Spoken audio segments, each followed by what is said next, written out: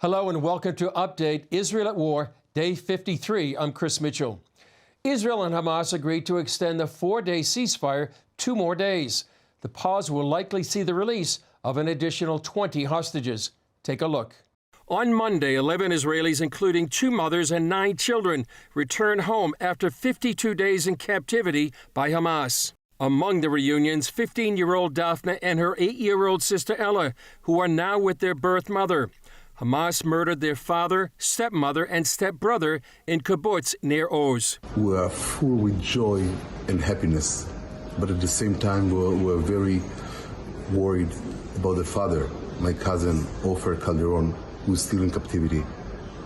And I hope that we can, get to the release of the rest of the hostages, all of them, and the missing ones, since October 7th. The hostages report food was running low during the last 2 weeks, and until the last moment, they weren't sure they'd make it home.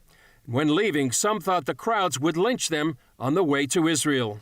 The White House expects more reunions. That's really the goal here, get all the hostages home with their families where they belong, and however long that could take. Yet Kirby says the White House is skeptical of how Hamas may use the ceasefire. It's a real risk. You have to expect a group like Hamas, a terrorist group, which clearly doesn't abide by laws of war, will try to take advantage of any pause in the fighting for their own benefit. So we're watching that closely, as well as our Israeli counterparts. You can bet that they're watching that closely.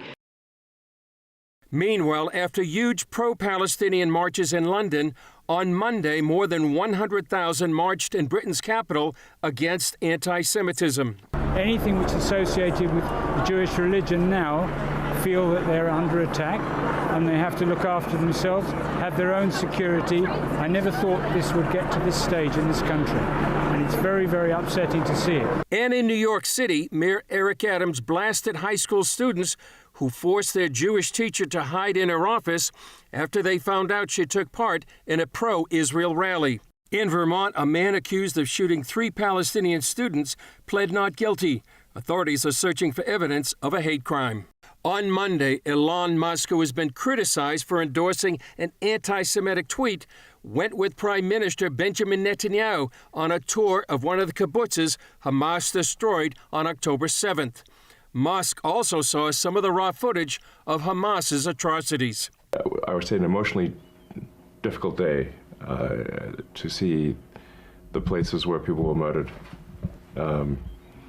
and to also watch the video where the murderers are rejoicing.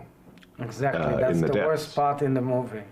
Yes. I was shocked by it. Celebrating the murder of innocent people is extremely disturbing. Chris Mitchell, CBN News, Jerusalem. The world is holding its breath again as the ceasefire in Gaza continues and hostages in small groups continue to be released. Israeli historian Dr. Yechiel Leiter spoke with CBN President Gordon Robertson with the latest on today's 700 Club. Dr. Leiter, thanks for joining with us, and our deepest condolences on the loss of your son. Tell us what happened during his service in Gaza.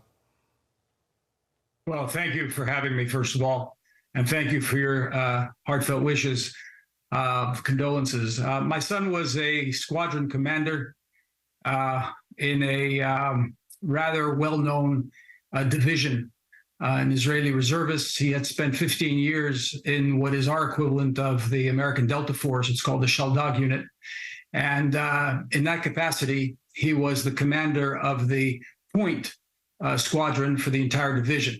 So basically, we're talking about a division of about 2,000 soldiers that entered Beit Hanun, the northern area of the Gaza Strip, which was used as terror bases to fire missiles into our cities. He went through 2 weeks of intensive battles. He led the division into battle, very successful, had very few injured soldiers. He was a very careful major. He was very experienced. He knew the battlefield very well. But they went into what was a very extensive and detailed booby-trapped tunnel. And he was killed along with 3 of his fellow soldiers under his command, and another 3 were seriously injured, both lost their legs. And I mourn very much for my firstborn son. He was 39 with 6 little children, but he knew that he was going to protect and defend not only the state of Israel and the Jewish people, but he was going to fight evil and fight the Hamas-ISIS axis of evil and bring some sense of decency to the Middle East, and really as an exemplar for the world. Well, let me add one more detail. He also left orphaned a 3-month-old son who will never know his father. And it's just absolutely tragic what has happened. In the middle of your grief, you're writing a letter to President Biden. What did you want him to know? Well, you know, I was on the family bus on the way to Mount Herzl. That's the Mount of Herzl where our soldiers are buried. And I was on the way to my son's funeral.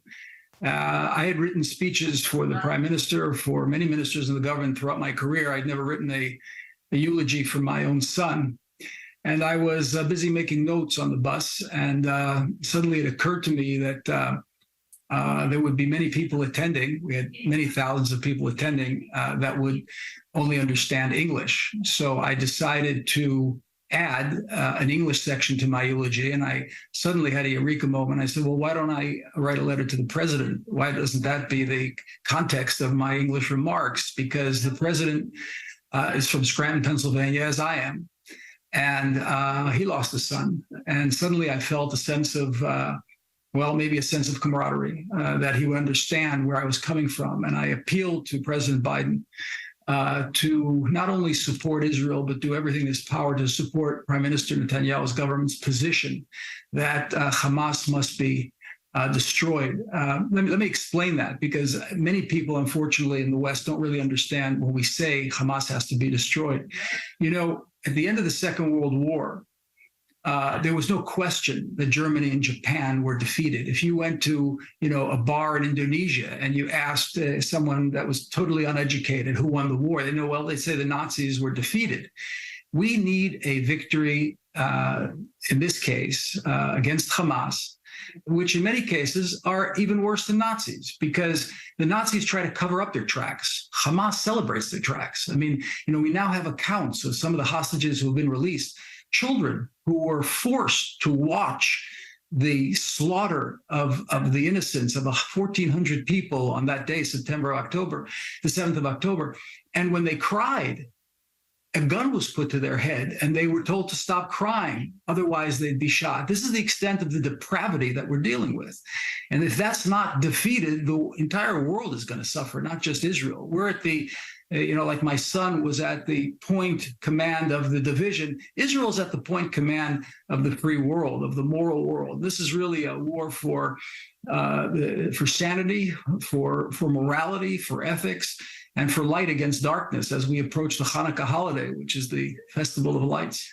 Well, I couldn't agree with you more. I think it's a defining moment for our generation.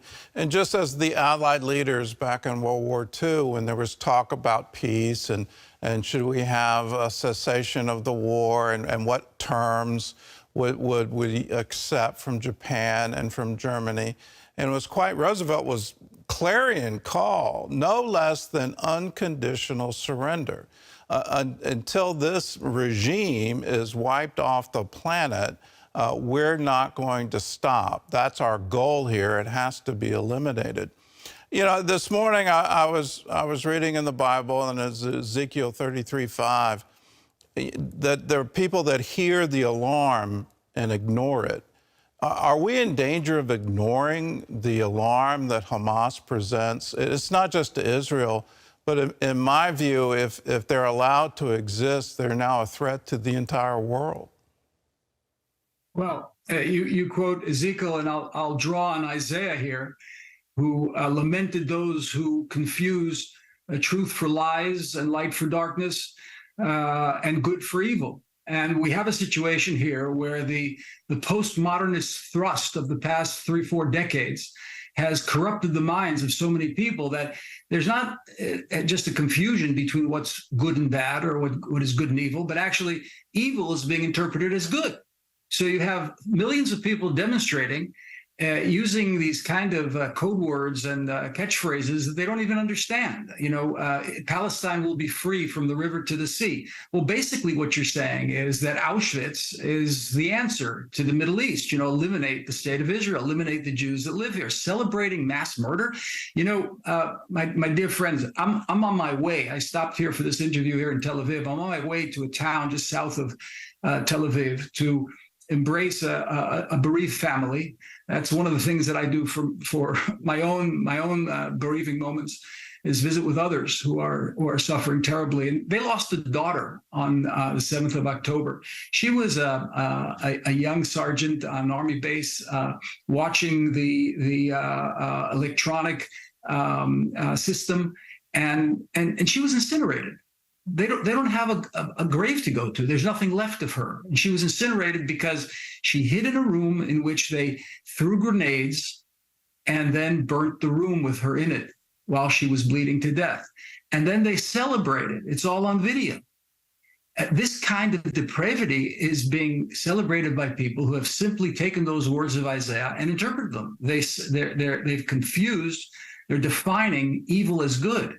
And the war that Israel is fighting is for a reversal of that confusion, is for clarity. It's a war of clarity, that there is something called good and there is something called evil, and we can't confuse between the two. And unfortunately, so many of the campuses in the United States have been taken over by this postmodernism, which used to be a playful idea. They didn't believe in anything and just kind of tossed inanities around. But not anymore. This has become a real threat to civilization. So our fight in Gaza is not only a local threat, it's not only a regional battle, it's a global one for sanity against depravity. You've had messages for Benjamin Netanyahu. What would you advise him right now? We're seeing that there is obvious competing goals. One, the destruction of Hamas, and the other is freeing the hostages. And so these pauses that are happening so that hostages can walk free. Well, what's your advice to him today? Well, far be it from me to offer him advice on this particular issue. The issue of the hostages versus the immediate continuation of our military efforts is a very, very difficult dilemma. I remember studying in international relations Churchill's dilemma at Coventry, whether or not to clear the city and therefore reveal that they had cracked the enigma. It's a very difficult decision. But one thing I'm very clear on, that at some point, at the right time, Israel must continue the military operation. And we're already sensing that the Biden administration and many in the West, in Europe in particular, are using this hiatus in the battle to not only release hostages, but to put Israel in a position where it will not continue the military operation. If, God forbid, this military operation doesn't continue, my son's life will have been taken in vain, and the blood of all of his comrades, which has been spilt really for not only for Israel, but for, as I said before, civilization. This is a civilizational battle against evil. And it has to be rooted out entirely, the same way the Nazis were defeated entirely. This is the same battle, and it's a modern battle. It's a battle also of ideas, because people have succumbed to this ridiculous notion, that somehow the Hamas is interested in a state, and only if we sit down and negotiate, everything will be fine. Well, read what they say. They don't say they want a state. They want to eliminate Israel. Read what Muslim leaders, Muslim thinkers say about the Muslim Brotherhood. We're talking about intelligentsia within the Muslim world that have written extensively to keep the Muslim Brotherhood out of the Emirates, for example. Why is the Emirates such a successful country? Because they have leadership that has written extensively against the Muslim Brotherhood and operated to keep them out with force. So people should educate themselves in the West. Read the Islamic literature on the Muslim Brotherhood, which is the parent organization of Hamas ISIS. Well, Dr. Leiter, thanks for being with us, and just have our assurance we stand with you and we stand with Israel. And I'm very clear in describing Hamas. I view it as this Islamic death cult, that they should not exist anymore. This ideology needs to be completely eliminated. And this is our time. This is everyone who treasures freedom needs to realize this is our time to wake up. This kind of violence, this kind of ideology, this kind of thinking shouldn't exist, and it needs to stop now. This is our moment for our generation to stand with Israel, and that's what we do. Thank you for joining us. May you be comforted in knowing that we stand with you. I am comforted by that, and God bless your clarity of ideas and your clarity, your moral clarity. Thank you very much. Thanks for being with us. Spending is at the heart of a political battle in Washington over an upcoming aid package for Israel. Democrats are fighting among themselves, with progressives wanting to set conditions on any new military aid. Dale Hurd has that story. Leading Democrats in the party's progressive wing are warning they will oppose a $14 billion White House aid package to Israel if it does not put constraints on how the Israeli Defense Forces fight Hamas. The divide among Democrats is said to be driven not only by Arab American and Muslim voters, but by the generational split that has younger Democrats more opposed to helping Israel. In the New York Times, Senator Bernie Sanders wrote, "The United States must make clear that while we are friends of Israel, there are conditions to that friendship, and that we cannot be complicit in actions that violate international law and our own sense of decency." Sanders wants an end to what he calls indiscriminate bombing, a significant pause in the fighting to allow more humanitarian assistance for the Palestinians, even allowing them to return to their homes, no long-term Israeli occupation of Gaza, an end to settler violence in the West Bank, and a freeze on settlement expansion. Sanders has been calling for restraint by the Israeli military ever since the Hamas attack. But while we do our best to support Israel and destroy Hamas, please, let us not turn our back on the suffering people in Gaza. While President Biden suggested putting conditions on aid to Israel might be a good idea, it took diplomacy to achieve the release of the hostages. Well, I think that's a worthwhile thought, but I don't think if I started off with that, we'd ever gotten to where we are today. House Intelligence Committee Chairman Republican Congressman Mike Turner on NBC's Meet the Press was not sounding as if he would oppose putting some conditions on U.S. aid to Israel. Well, I wouldn't propose it, but I think it does accurately reflect U.S. policy. But while some in Congress may support restrictions on aid, the far left wing of the Democratic Party may push for more than most members will accept. The demands by progressives have not only sparked an intra-party conflict with pro-Israel Democrats, they threaten an aid package that now only has a short window for passage before year's end. Dale Hurd, CBN News.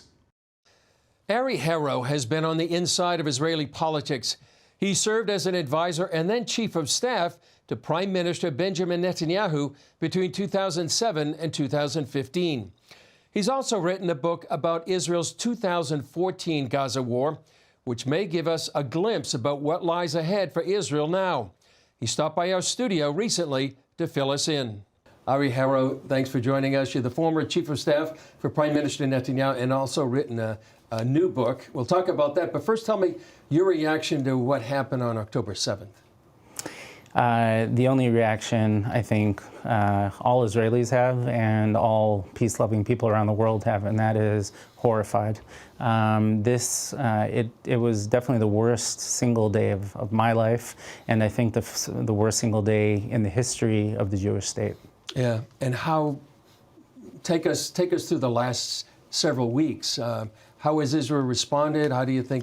How would you describe the mood of Israelis right now? I think that on what's happening out in the field, there were sort of two parallel tracks. There was the day of October 7th itself that horrific massacre and the pain and the suffering that comes with that came with that and continues to be a part of our day-to-day life. And then there's the response militarily with Israel going into Gaza and doing what we feel we have to do. I would say that in addition to the geopolitical and military front, there are a number of silver linings within the country, and that is the tremendous unity and love that we find amongst all walks of Israeli life. It's almost hard to believe that just weeks ago there were great divisions in the country. Today there's nothing but embrace and love between one another. You've written a book called My Brother's Keeper about the 2014 war in Gaza. Correct. What are the similarities you're seeing? Tremendous. It's almost eerie. Having written the book, a little while back, and it'll be coming out in a number of weeks. The story of 2014 starts with the kidnapping of 3 teenage boys and Israel's dire attempt to locate them, which ultimately leads to a battle with Hamas that starts within the West Bank in the Hebron region and finds Israel in Gaza fighting in the terror tunnels and in the streets of Gaza. So the similarities are tremendous between, as far as Hamas and Gaza and Israel's right to defend itself. I think that Iran's role in 2014 and Iran's role today, although they do their utmost to try and keep a distance, is very clear to anyone whose eyes are open. And I think that one stark difference between 2014 and today is really the attitude and the support from the United States of America. In 2014, unfortunately, it was very contentious, the relationship between the White House and the Israeli Prime Minister's office. Today, although there may be disagreements and there may be different approaches to things, to what we do and how we do it, I think that ultimately we're seeing much greater support today than we did back in 2014. Mm-hmm. And would you say, when I look back on 2014, it's very difficult for Israel to commit its troops, its sons and daughters on the front lines. Is that a reluctance? And did October 7th sort of break that barrier in the sense that we cannot allow this to happen? So, it's both refreshing and really a peek into the psyche of the people of Israel. Most countries that go to battle, and you see it anywhere. Look at the United States when they went to Afghanistan or Iraq. Obviously, they mourn their losses. And I'm talking about the United States as really a beacon of Western civilization. Obviously, when you're talking about other countries, the toll that it takes is much less. In Israel, to this day, I don't know what the exact number is as the number keeps growing, but we're in, roughly in the 60s as far as soldiers that have been killed in about 3 weeks of very difficult and very tough urban warfare in Gaza, which, relatively speaking, one would say, wow, that's a really low number for what we've accomplished. In Israel, every single death is felt not only by the family and not just by the neighbors and the friends, but by the entire country. I can tell you that, just a personal story, the IDF spokesman releases names every morning at 6 a.m. And, like an alarm clock, my body, 5:30 in the morning, I'm awake, just waiting for that news, not in anticipation, but in fear, hoping that one day will go by where no names are released. And that, to me, is a beautiful thing about the state of Israel. At the same time, we are all very, very determined to make sure that the threat from the south, Hamas, and hopefully the threat from the north with Hezbollah, are removed from our borders so that we can go back to doing what we do so great. After writing the book about 2014, what are the lessons we can learn? I think that ultimately we have to remember that our security and our defense and the security of our people must always remain in the hands of Israel. I think that support from the international community is much needed. I think that the United States is a great friend. I think that some of the European countries have proven to be true allies. But ultimately, Israel must do what it needs to do to protect itself. In 2014, it was done, albeit to a limited degree. Today, obviously, we don't have a choice but to deal with this properly. And this is a lesson I think that we have to learn when we all talk about the Iranian nuclear threat as a hypothetical conversation. Will they or will they not actually reach nuclear capability? And what happens if they do? Well, I can tell you what's going to happen if they do. Just like on October 7th, the murderous acts and the massacre that Hamas did was not against Israeli soldiers. It wasn't at the border. They went into our homes and they murdered our children and raped our women and so on and so forth. And Iran comes from that same cloth. And if we don't deal with the real threats that face Israel, then we'll find ourselves facing much greater challenges down the road. All right, Howard, great to be with you. Thank you. Congratulations on the book. I appreciate it. Great seeing you, Chris. Well, that's all for today's updated edition of Israel at War, Day 53. We leave you with a few verses from Isaiah chapter 48, verses 8 through 10. And this is from the Passion Translation. But you, my servant Israel, Jacob, whom I've chosen, seed of my beloved friend Abraham, I drew you to myself from the ends of the earth and called you from its farthest corner. I say to you, you are my servant. I have chosen you. I have not rejected you. Do not yield to fear, for I am always near. Never turn your gaze from me, for I am your faithful God. I will infuse you with my strength and help you in every situation. I will uphold you firmly with my victorious right hand. Amazing and encouraging scriptures. Please join me in prayer. Father, we just pray, here we are, day 53. We pray as we have prayed again and again, that you would watch over Israel as you promise in the Psalms, that you would give wisdom from above for the military and political leaders of Israel as they make historic and life-changing decisions and decisions of life and death. Father, we pray for those released hostages. We pray for their wonderful comfort as they're reunited with their families, but also that you'd comfort them because many of them have lost loved ones during that tragedy and massacre on October 7th. We pray for the release of all the hostages, and we pray that you would watch over and comfort those who are still in harm's way and still in captivity. And Father, we pray for those IDF soldiers on the front lines. We pray when the fighting resumes that you would watch over them, as well as you would protect those civilians, innocent civilians in harm's way in Gaza, and give great wisdom to the United States and other nations, Lord, as they sometimes help and sometimes oppose Israel, that you would have your hand upon the nations in Jesus' name. And Father, we pray too for those that are watching and listening as the nations are being shaken and everything that seems to be shaken can be shaken.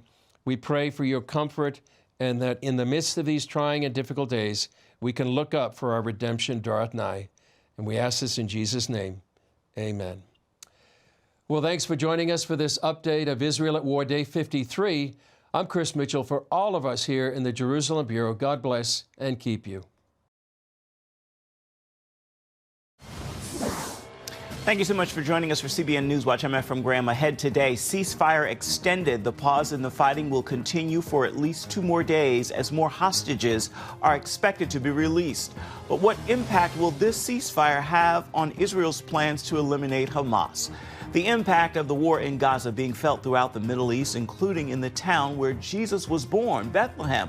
We'll bring you a look at the changes being made there and how some Christians are responding.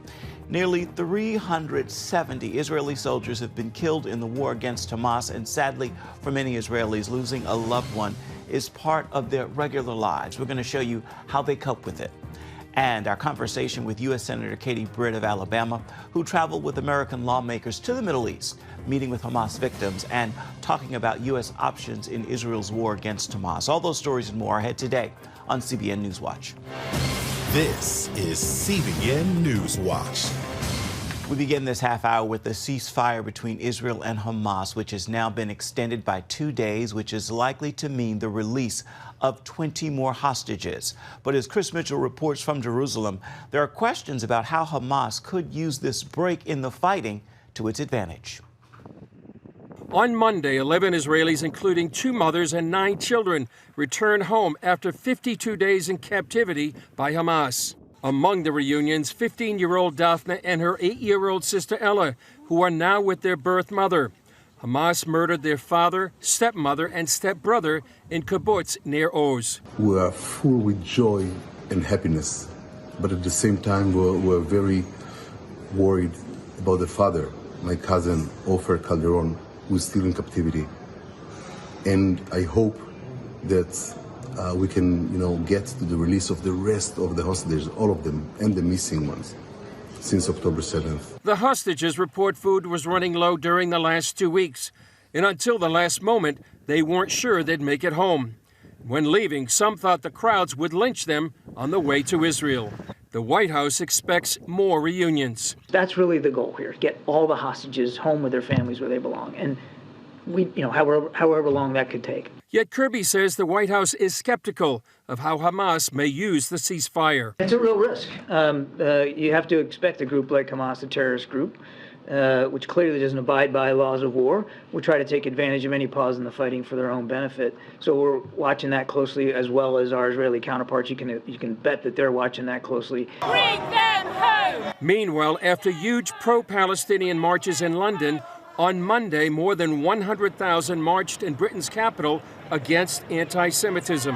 Anything which is associated with the Jewish religion now feel that they're under attack and they have to look after themselves, have their own security. I never thought this would get to this stage in this country, and it's very, very upsetting to see it. And in New York City, Mayor Eric Adams blasted high school students who forced their Jewish teacher to hide in her office after they found out she took part in a pro-Israel rally. In Vermont, a man accused of shooting 3 Palestinian students pled not guilty. Authorities are searching for evidence of a hate crime. On Monday, Elon Musk, who has been criticized for endorsing an anti-Semitic tweet, went with Prime Minister Benjamin Netanyahu on a tour of one of the kibbutzes Hamas destroyed on October 7th. Musk also saw some of the raw footage of Hamas's atrocities. I would say an emotionally difficult day to see the places where people were murdered, and to also watch the video where the murderers are rejoicing. Exactly, that's the worst part in the movie. Yes. I was shocked by it. Celebrating the murder of innocent people is extremely disturbing. Chris Mitchell joins us now from Jerusalem with more. So, Chris, with the visit of a top businessman like Elon Musk, do the Israeli government and Israeli people feel like the world is still supporting them in their war against Hamas? Well, Ephraim, I would say there's mixed results right now. There's a military campaign going on, but there's also a diplomatic war of getting support for Israel. On the one hand, you have Musk, who is really very supportive of Israel and all his comments, even though he had been accused of that anti-Semitic tweet. On the other hand, you have Prime Ministers of Belgium and Spain, and when the initial hostages were released at the Rafah crossing on the Egyptian border, they called for a ceasefire. And another example, you have the Prime Minister of Ireland saying that the Irish-Israeli young girl was lost, but she wasn't kidnapped by Hamas. And you also have about 100 nations calling for a ceasefire. And I think the key nation, Ephraim, is the United States. And as long as the U.S. stands with Israel, they can probably withstand most of the other nations and whatever diplomatic pressure they're going to have from other nations. But they're concerned here in Israel, some are, that the U.S., as the late Prime Minister Margaret Thatcher would say, is going wobbly and their support may be waning. We're seeing two things here when it comes to Israel: releasing hostages and defeating Hamas. Which is the priority? Well, right now, Ephraim, it seems like Israel's priority is getting out the hostages, and I think that's why they're agreeing to more delays in the fighting. They know that puts their IDF at risk. Hamas is also agreeing to the delay because they need time to regroup, and there's real evidence that they were really, the IDF was making serious advances into both their infrastructure, particularly in northern Gaza, and the leadership. We'll see what happens in the next 2 days. That's when there's another bridge to cross, when possibly all the children and the babies are released, and the ones that are left are going to be of military age, What will Hamas do then? Will they increase sort of the stakes and ask for more from Israel? So, but right now it appears that the priority for Israel, at least, is to make sure they get as many hostages as they can before the fighting resumes. Chris, the Biden administration has told Israel it must work to avoid significant further displacement of Palestinian civilians and any further fighting in southern Gaza. Is there concern the U.S. demand may hinder the war effort? Ephraim, I think there's a real big concern about that. Chuck Colton, our CBN News war correspondent, said it's really a logistical nightmare. I mean, northern Gaza is one thing, and hundreds of thousands of Gazans have gone from the north down to the south, so that you add that to another couple of million people down there in the south. And how do you move them around? You just can't go to the beach and tell them to camp out. So, and Hamas will obviously use them again as human shields. So the Biden administration seems to be getting pressure from the progressive wing of the party. And so this may explain why the U.S. is putting these conditions on Israel. But it's a very serious challenge for the IDF. Chris, there's concern the ceasefire may be helping Hamas and hurting the Israeli military's campaign to destroy Hamas. What do you see there? Oh, definitely. I think it's hurting a military campaign anyway. As I said, they were making major advances in northern Gaza. It was slow and methodical, and they were able to solve some of the huge challenges, logistical and military, of the hospitals that were used by Hamas. And so they nearly have completed their campaign in the north. They're preparing to go down in the south. But with the ceasefire, Hamas now is regrouping, rearming, repositioning. So it's going to make it harder for the IDF and putting more Israeli soldiers at risk. But this is the calculus that Israel is weighing. As Michael Oren, the former Israeli ambassador to the U.S., said, it's a balance between Israel's heart and their head. And right now, the heart is winning. And, of course, the big headline today is the pause in fighting. Could it be extended again?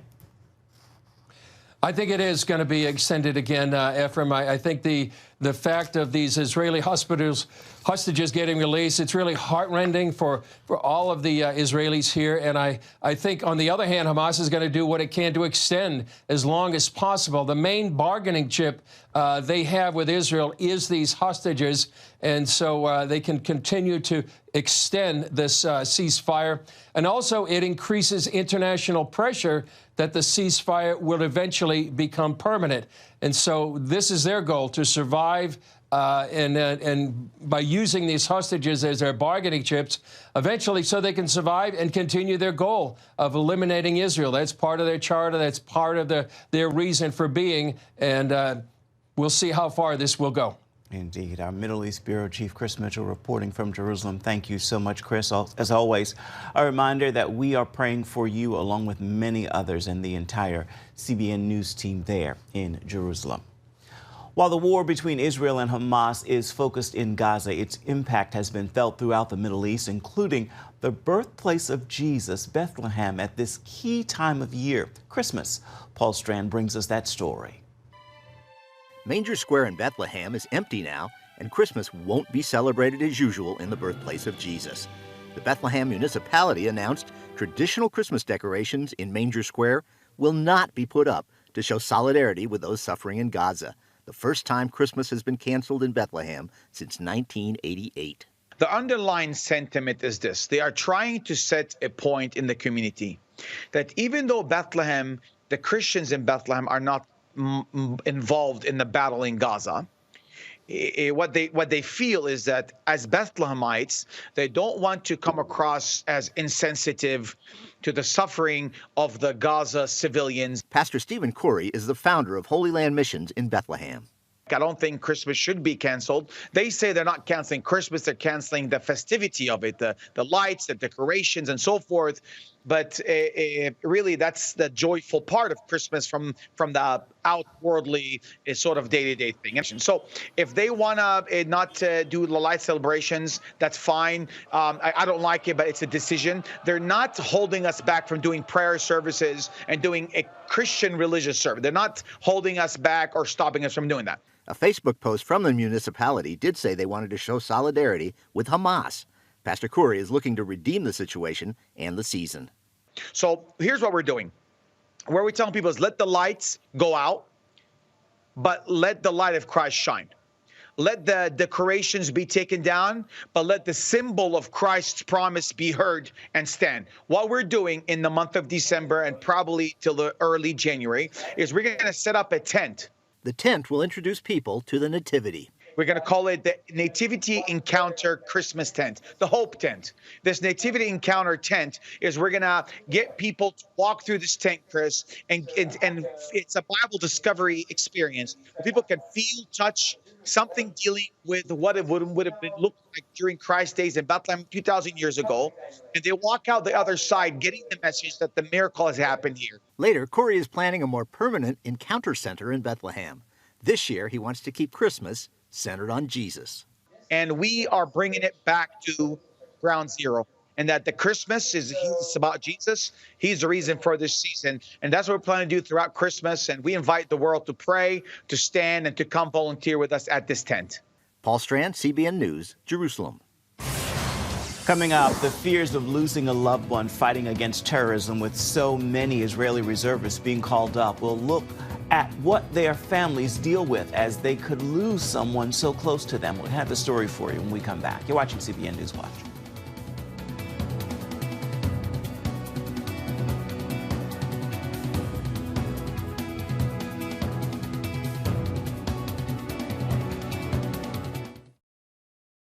Download the CBN News app. One place for all of your news. Breaking news alerts. Watch CBN News Channel Live. CBN News. Because truth matters. Get the CBN News app today.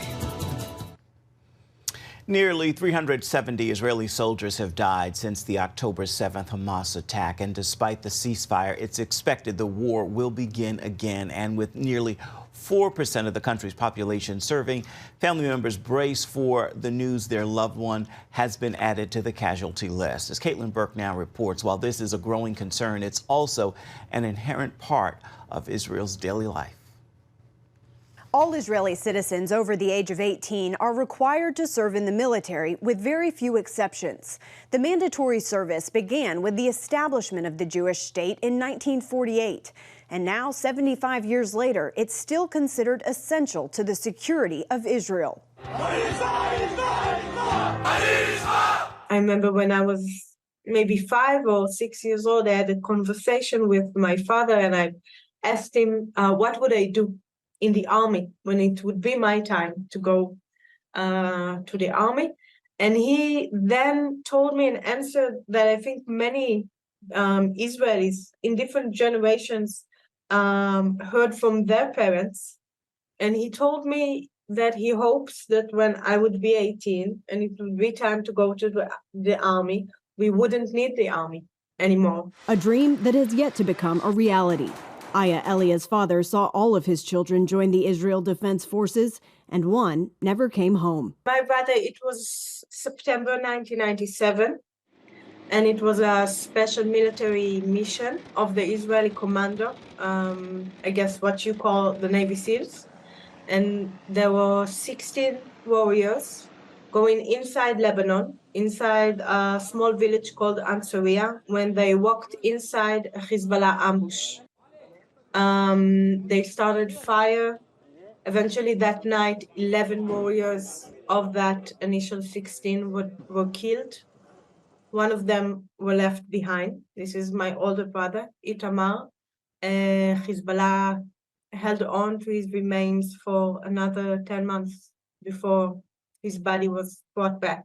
As part of her healing process, Aya recently released a documentary called Knock on the Door, a phrase which she says Israelis instantly recognize. This is something we live. We live in the awakening, the horrific awakening for that knock, because the death of soldiers is so common and something so inherent to the Israeli day-to-day life.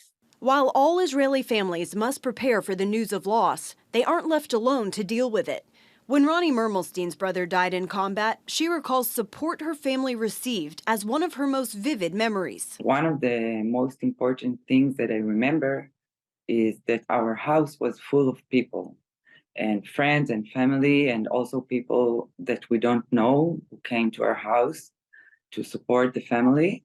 Now, both Ronnie and Aya are associated with the Atelef Foundation, an organization that ensures Israeli Navy SEALs and their families receive care in life and in death. The families become part of the community, so they know they have always someone that they can reach to and someone that will embrace the family. The foundation's sister organization, American Friends of Israeli Navy SEALs, has raised millions of dollars since this current war began to provide families of soldiers with multiple needs, from housing to child care. And when a soldier falls, they make sure that feared knock on the door will not be the last one the family receives. Caitlin Burke, CBN News, Washington. Still ahead, American lawmakers recently traveled to Israel before the ceasefire to see what's happening for themselves and to meet with hostage families. We're going to have an interview with one of those senators, Alabama's Katie Britt, when we come back.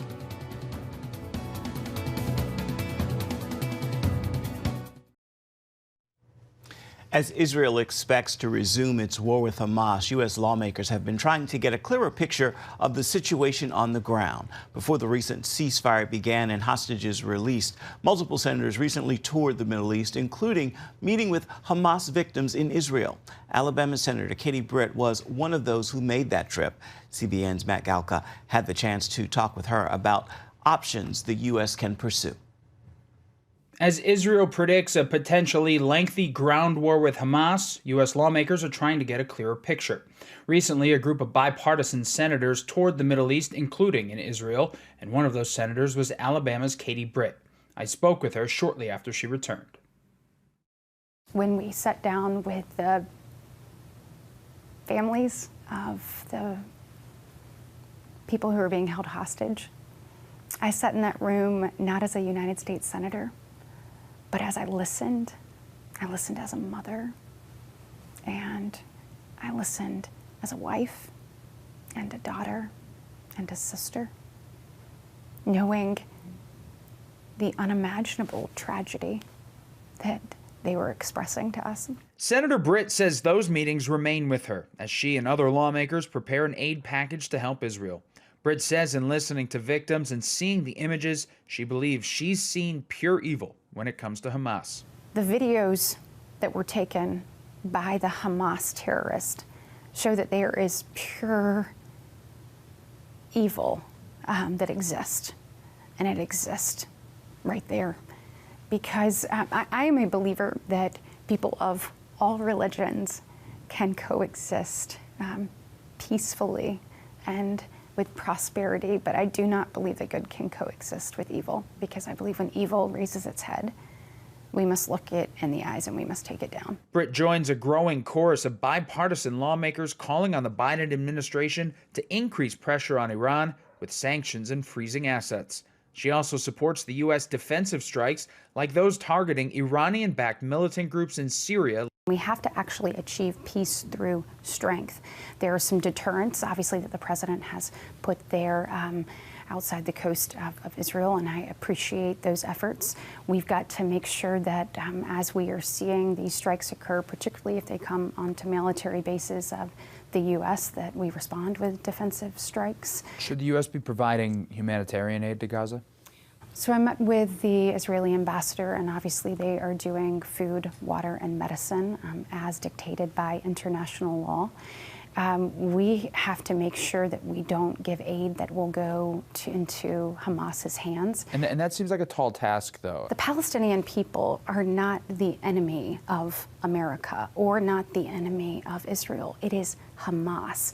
It is radical terrorists who brutally slaughtered innocent Israelis and Americans. That is, and they're not just that. Hamas is actually the enemy of the innocent people of Gaza. And so when we take Hamas out, when Hamas is taken out, ultimately that's going to be good for the people of Gaza and their ability to lead a free and prosperous life. Matt Gelka, CBN News. We'll be right back with an encouraging word for your day ahead. Stay with us.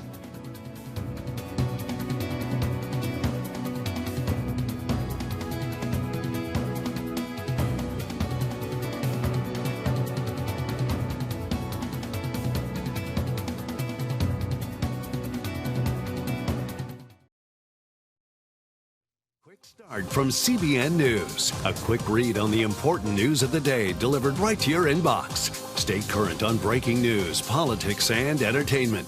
Go to quickstart.news and subscribe today. It's time now for your Tuesday Tweetable, and it is my prayer this word will bless you and you will bless others by posting, tagging, tweeting, and sharing it with those in your circles of influence. You are not just a human doing. You are a human being. You are more than what you do, and your value is not lost when you stop doing it. You are who God says you are, not the work you do or what anyone else says about you. That will do it for this edition of CBN Newswatch. Remember, you can always find more of our news programs on the CBN News channel. You can find them there at any time, as well as online at cbnnews.com. We would love to know what you think about the stories you've seen here today or any day. You can email us. That address is newswatch@cbn.com. And of course, you can always reach out and touch us on Facebook, Twitter, and Instagram. We certainly would love to hear from you. Make this a terrific Tuesday. Come back and join us right here tomorrow. On today's Jerusalem Dateline, the ceasefire in Gaza extended as the hostage release continues, battling anti-Semitism around the world, with violent fallout erupting from war protests. Plus, is it even possible canceling Christmas in Bethlehem by turning off the lights in Manger Square? And 2 organizations committed to standing with families of fallen Israeli soldiers.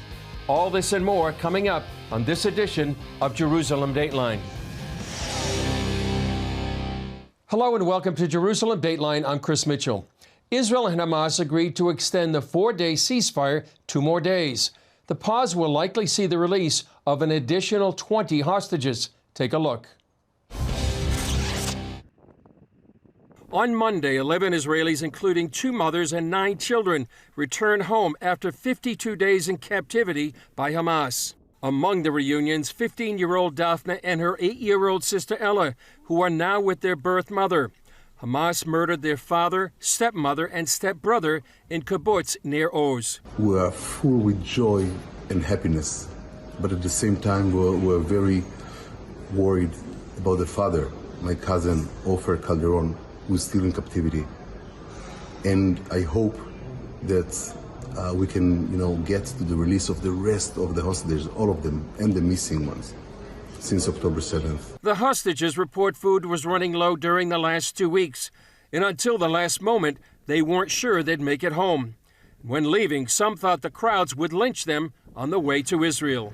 The White House expects more reunions. That's really the goal here, get all the hostages home with their families where they belong. And however long that could take. Yet Kirby says the White House is skeptical of how Hamas may use the ceasefire. It's a real risk. You have to expect a group like Hamas, a terrorist group, which clearly doesn't abide by laws of war, will try to take advantage of any pause in the fighting for their own benefit. So we're watching that closely, as well as our Israeli counterparts. You can bet that they're watching that closely. Bring them home! Meanwhile, after huge pro-Palestinian marches in London, on Monday, more than 100,000 marched in Britain's capital against anti-Semitism. Anything which is associated with the Jewish religion now feel that they're under attack and they have to look after themselves, have their own security. I never thought this would get to this stage in this country, and it's very, very upsetting to see it. And in New York City, Mayor Eric Adams blasted high school students who forced their Jewish teacher to hide in her office after they found out she took part in a pro-Israel rally. In Vermont, a man accused of shooting 3 Palestinian students pled not guilty. Authorities are searching for evidence of a hate crime.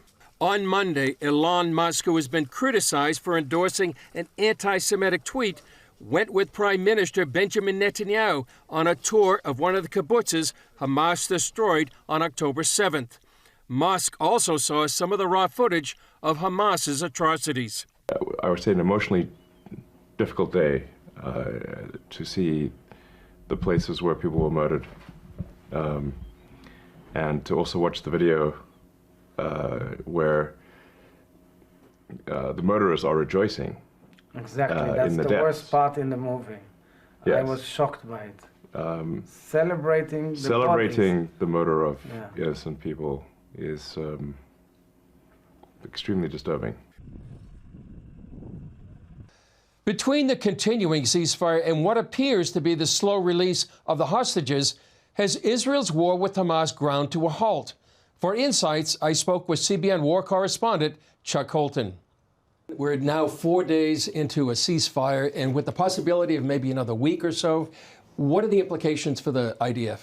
I think every day that goes on with the ceasefire, it's going to be harder for them to restart the war machine. And that is exactly what Hamas intends. They are going, it tells us something that Hamas is trying to draw this out. They want to extend the ceasefire more than 4 days. It tells us that Hamas is on the ropes because the 10 hostages a day that they're promising to give up are very valuable assets to them. And they are if they're trading those assets for time, it means they really need the time. And they understand that the longer this ceasefire goes on, the more pressure will build on Israel to continue that ceasefire indefinitely. And if they continue it indefinitely, then Hamas does not get wiped out and Hamas survives. That's their strategy here, I believe. So the pressure would be internally from the Israel and also from the international community saying, no more. Well, I think mostly from the international community, but also there's just the sort of momentum that's lost that the military had built up, that pressure that they had put on Hamas to cause them to do this in the first place. They lose that momentum, and restarting that takes effort and takes energy. So you've got, again, the longer that this goes on, the bigger cost that is involved to Israel in terms of economy. Their people are all in the army now. They're not working, so the crops aren't getting harvested. There's just a lot that's not happening right now, and so that pressure continues to build on the Israelis to just end it and let their people go back to their lives. The longer Hamas can draw it out, the better the chances are Hamas will actually survive this. Where would you say the campaign is right now? They're on the ground for several weeks, bombing from the air, destroying many tunnels, and they've really substantially taken over most of the northern Gaza. But what are the challenges both in the north and then looking south? Well, they have surrounded the north, but they have not cleared the north, and there's a big difference there. I would say they're not even a third of the way through this, probably not even a quarter of the way through what's going to have to be done if they do intend to completely wipe out Hamas, because the second half, which is the south, is going to be much more difficult than the northern half, and that's because they're going to have to work around all the people that are down there. They don't have anywhere to put those people, so they're going to have to try to shift them around from here to there to safe zones while they clear out other areas, and that's virtually impossible to do. I mean, it's herding cats times a million. You're not going to be able to move that many people because they've got to have a place to sleep. They've got to have something, infrastructure to feed them, bathrooms, things like that, just simple things. You can't just move them out to the beach and have them camp out on the beach for 2 weeks while you clear out the neighborhood. In the process of clearing out the neighborhood, you're pretty much destroying the neighborhood. So there's not much for them to go back to once you get done with that section. And so they're going to have to solve this problem of what to do with the Gazans. Now, I've heard people saying, you should put them on a ship and take them out to sea. That's not really feasible. Transporting them all to the West Bank, that would be probably even worse because the West Bank is already roiled up. And while there are lots and lots of empty houses in the West Bank that have been built with U.S. aid money in order to keep the Jews from building on those areas, so there's plenty of housing for them. Most of them don't have water, they don't have electricity, and you are putting a very angry populace in very close proximity to a whole bunch of Israelis with no fence between them, and you're almost guaranteeing there'd be another October 7th in very short order. So they've got a very difficult Gordian knot to untangle here when it comes to taking over the South and clearing that out. Now, again, they're not trying to destroy the idea of Hamas. That's not possible. They're trying to destroy the infrastructure of Hamas. And the infrastructure of Hamas is the tunnels, the buildings, the rocket launch sites, and things like that. But even just doing that, they're not even a quarter of the way done, I would say. Final question. Israel seems to be having like an almost impossible choices, between the safety of the hostages, getting them home, and trying to eliminate Hamas. How would you suggest Israel, or what can Israel do to solve this dilemma? Unfortunately, in war as in life, when you make decisions based on emotion, you usually make the wrong choice. And right now, the politics of this situation that we find ourselves in right now are all emotion, 100%. We want to save the lives of these hostages. We've seen the photographs of these poor little children and the women that are being held in Gaza, and that's a horrific thing. And so obviously we want to get them back. From a heart standpoint, we want to get them back.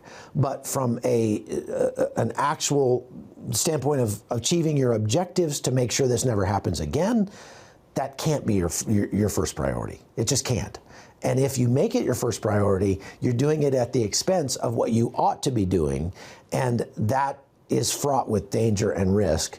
The danger being that you don't achieve your objective, and we have to do this all over again in a few years. And that's the real risk that Israel faces right now. Well, Chuck Colton, thanks for your expertise and analysis. And sure. We'll see what Israel does. Yes. Spending is at the heart of a political battle in Washington over an upcoming aid package for Israel. Democrats are fighting among themselves, with progressives wanting to set conditions on any new military aid. Dale Hurd has that story.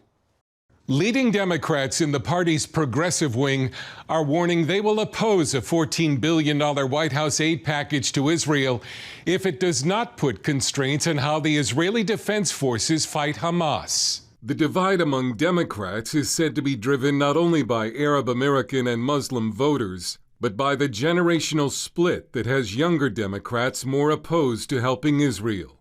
In the New York Times, Senator Bernie Sanders wrote, "The United States must make clear that while we are friends of Israel, there are conditions to that friendship, and that we cannot be complicit in actions that violate international law and our own sense of decency."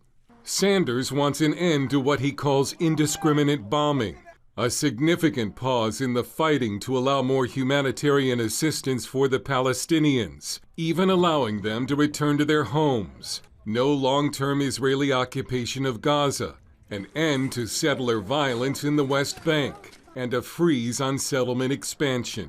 Sanders has been calling for restraint by the Israeli military ever since the Hamas attack. But while we do our best to support Israel and destroy Hamas, please, let us not turn our back on the suffering people in Gaza. While President Biden suggested putting conditions on aid to Israel might be a good idea, it took diplomacy to achieve the release of the hostages. Well, I think that's a worthwhile thought, but I don't think if I started off with that, we'd ever gotten to where we are today. House Intelligence Committee Chairman Republican Congressman Mike Turner on NBC's Meet the Press was not sounding as if he would oppose putting some conditions on U.S. aid to Israel. Well, I wouldn't propose it, but I think it does accurately reflect U.S. policy. But while some in Congress may support restrictions on aid, the far left wing of the Democratic Party may push for more than most members will accept. The demands by progressives have not only sparked an intra-party conflict with pro-Israel Democrats, they threaten an aid package that now only has a short window for passage before year's end. Dale Hurd, CBN News. Up next, Christmas canceled in Bethlehem? Many won't be celebrating this year while Israel's war with Hamas rages on.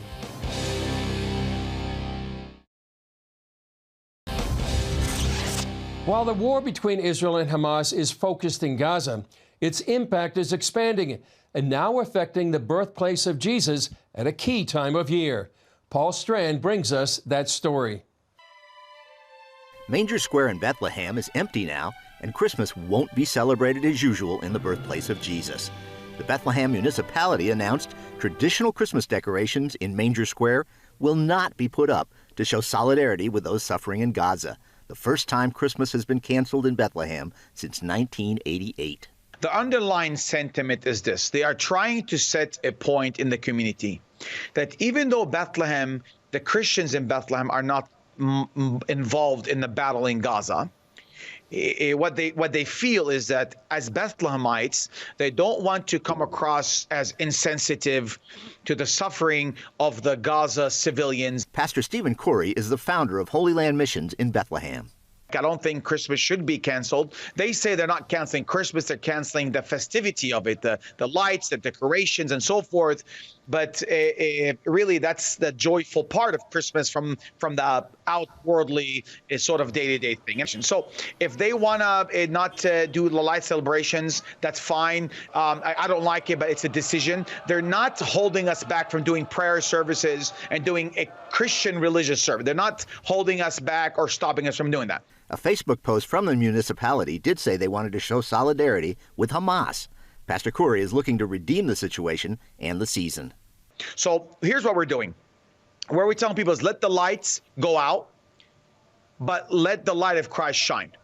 Let the decorations be taken down, but let the symbol of Christ's promise be heard and stand. What we're doing in the month of December and probably till the early January is we're going to set up a tent. The tent will introduce people to the Nativity. We're going to call it the Nativity Encounter Christmas Tent, the Hope Tent. This Nativity Encounter tent is we're going to get people to walk through this tent, Chris, and it's a Bible discovery experience where people can feel, touch, something dealing with what it would have been looked like during Christ's days in Bethlehem 2,000 years ago. And they walk out the other side getting the message that the miracle has happened here. Later, Corey is planning a more permanent encounter center in Bethlehem. This year, he wants to keep Christmas centered on Jesus. And we are bringing it back to ground zero. And that the Christmas is about Jesus. He's the reason for this season. And that's what we're planning to do throughout Christmas. And we invite the world to pray, to stand, and to come volunteer with us at this tent. Paul Strand, CBN News, Jerusalem. Coming up, it's every Israeli parent's worst nightmare. News that their child has been killed in war. See how two organizations are honoring the fallen and their families.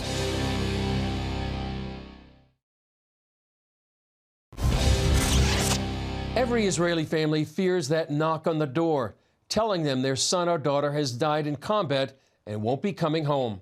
Two organizations are working to make sure these grieving families don't feel alone. Caitlin Burke has the story. All Israeli citizens over the age of 18 are required to serve in the military, with very few exceptions. The mandatory service began with the establishment of the Jewish state in 1948. And now, 75 years later, it's still considered essential to the security of Israel. I remember when I was maybe 5 or 6 years old, I had a conversation with my father, and I asked him, what would I do in the army when it would be my time to go to the army?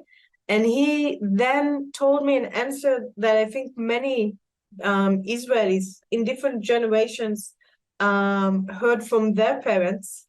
And he told me that he hopes that when I would be 18 and it would be time to go to the army, we wouldn't need the army anymore. A dream that has yet to become a reality. Aya Elia's father saw all of his children join the Israel Defense Forces, and one never came home. My brother, it was September 1997, and it was a special military mission of the Israeli commando, I guess what you call the Navy SEALs. And there were 16 warriors going inside Lebanon, inside a small village called Ansariya, when they walked inside a Hezbollah ambush. They started fire. Eventually that night, 11 warriors of that initial 16 were killed. One of them were left behind. This is my older brother, Itamar. Hezbollah held on to his remains for another 10 months before his body was brought back. As part of her healing process, Aya recently released a documentary called Knock on the Door, a phrase which she says Israelis instantly recognize. This is something we live. We live in the waiting, the horrific waiting for that knock, because the death of soldiers is so common. It's something so inherent to the Israeli day-to-day life. While all Israeli families must prepare for the news of loss, they aren't left alone to deal with it. When Ronnie Mermelstein's brother died in combat, she recalls support her family received as one of her most vivid memories. One of the most important things that I remember is that our house was full of people, and friends and family, and also people that we don't know who came to our house to support the family. Now, both Ronnie and Aya are associated with the Atelef Foundation, an organization that ensures Israeli Navy SEALs and their families receive care in life and in death. The families become part of the community, so they know they have always someone that they can reach to and someone that will embrace the family. The foundation's sister organization, American Friends of Israeli Navy SEALs, has raised millions of dollars since this current war began to provide families of soldiers with multiple needs, from housing to childcare. And when a soldier falls, they make sure that feared knock on the door will not be the last one the family receives. Caitlin Burke, CBN News, Washington. Still ahead, a family living in constant fear of Hamas rockets. How CBN partners help them find safety and peace of mind when we come back. Thank you for watching Jerusalem Dateline. We're committed to providing you with unbiased reporting from the Holy Land. Through weekly broadcasts, podcasts, and online media, our vision is to reach millions around the globe with the true story of what's happening in Israel and the Middle East, all from a biblical and prophetic perspective. This is a big vision and is only made possible by the generous support of people like you. Call us toll-free at 1-800-700-7000 or go to cbn.com/Jerusalem Dateline and make a donation that will help spread the light of truth about Israel throughout the world. It's such a difficult time right now for Israeli families. Many are displaced and traumatized by the October 7th terror attacks perpetrated by Hamas. CBN partners are stepping up to help these families when they need it most. Take a look. Alina and her family live in Ashkelon in the south of Israel. After 10 days of constant rocket fire from Gaza, they couldn't handle the stress and felt they needed to get out of the city. We saw rockets hitting buildings close to where we live. There was fire all around. During the day, it was easier to keep our composure, but at night it would get very scary. Every loud noise would put the kids on edge, and we just couldn't relax. The streets are empty. Everything is closed, and that just adds to the stress. I'm a hairdresser, and I can't go to work because we don't have a bomb shelter nearby. I didn't know what to do. There is a constant fear. We try to fight it off, but it's hard. Thanks to donors like you, CBN Israel was quick to respond to the need. Through your support, we're able to host Alina's family and more than 200 other families in a hotel away from danger. The kids are no longer nervous or anxious. They were crying with no reason, but now they're more relaxed.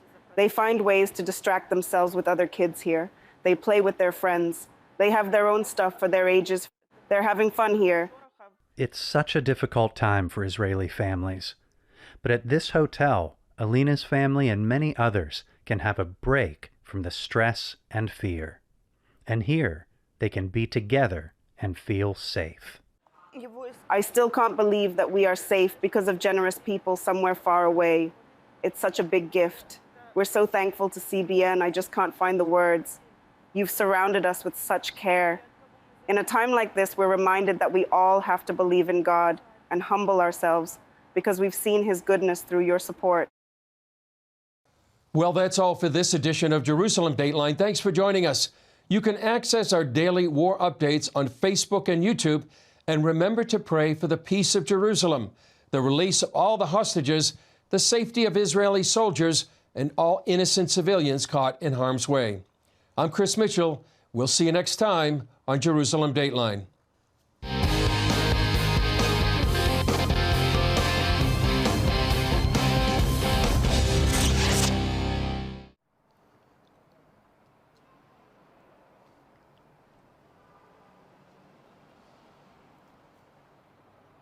Okay, I imagine we're live now. Maybe. It's hard to tell. Hi, folks. I'm Chuck Holton, and I'm in Jerusalem, and thank you for being here to watch the nightly CBN News live update here in Jerusalem. We have some breaking news tonight. It appears that perhaps the ceasefire is starting to fail, and that's because there was some actual fighting in Gaza this afternoon or this evening. I'm told that the IDF was targeted by several explosive devices. So IDF soldiers in the field inside Gaza were targeted by several explosives and IEDs, and they were also shot at from various locations, and they returned fire. To me, that sounds like the end of the ceasefire, but Hamas also turned over 12 more hostages tonight, 10 Israelis and 2 foreigners. So Hamas has said, on one hand, that it wants to continue the ceasefire and that it's open to talking about an indefinite ceasefire. That's obviously what Joe Biden wants. That's obviously what Hamas wants and what many in the world community want. But that's not what Israel wants. And it's certainly not good for Israel in the long run. If Israel does not finish the job, for whatever reason, if they are not able to continue to push until they completely wipe out, if not Hamas, at least their ability to wage war on Israel. If they don't continue to push until they destroy all the tunnels, finish off all the rocket launching stations and destroy them, find them, fix them, and finish them, then this is just going to happen again and again and again. And as much as everybody in Israel wants that to happen, it may not actually be possible. The reason I say that is because Hamas is committed to, Hamas has groups not just in Gaza. You understand that? Hamas has people in Lebanon. They have people in the West Bank. Right over here in East Jerusalem. They have leaders in Qatar and elsewhere around the world. So you can kill all of the supposed Hamas fighters in Gaza, at least kill them until they stop shooting at you, and you're still not going to necessarily wipe out the entity Hamas. But on a more realistic level, what they can do is they can wipe out Hamas's ability to wage war on Israel from Gaza. And more importantly than that, what Israel needs to do is show the world, specifically their other adversaries in the region, Hezbollah, the Qassam brigades, the Iranians, the IRGC, Yemen, everybody, that they are not to be trifled with. Because that kind of strength is the only thing that those kind of groups understand. It's the language that they speak. And so if you're going to communicate with them, you must communicate to them with violence, because that's the only language they speak. Now, like I said, this is breaking news. I'm seeing here just seconds really before we went live. The IDF says 3 explosive devices were detonated near Israeli forces in 2 separate locations in the northern Gaza Strip in violation of the truce agreements. It says that in one of the incidents, gunfire was also directed at the troops, and the IDF says troops returned fire. A number of soldiers are lightly hurt in the attacks.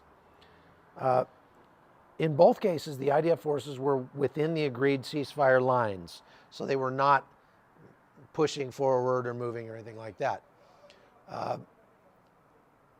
That's not a good sign.